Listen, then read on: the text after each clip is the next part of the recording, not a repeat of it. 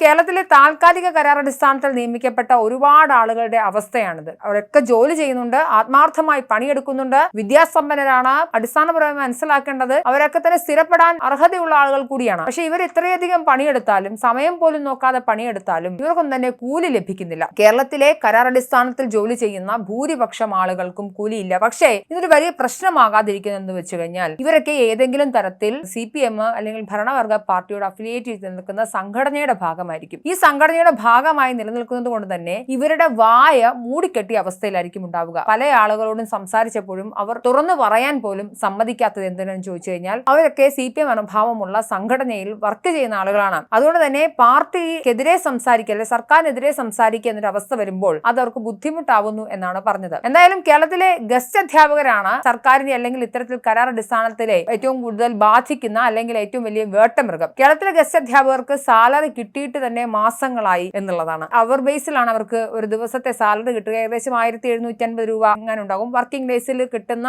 വളരെ കുറച്ച് ദിവസങ്ങൾ മാത്രമായിരിക്കും വർക്ക് ചെയ്യാൻ ഉണ്ടാവുക. അവിടെ തന്നെ ഏതെങ്കിലും തരത്തിൽ അവർക്ക് സ്പോർട്സ് ഡേയോ ആർട്സ് ഡേയോ ഒക്കെ വന്നു ചെയ്താൽ അന്ന ദിവസം അവർക്ക് ജോലിക്ക് കൂലിയില്ല.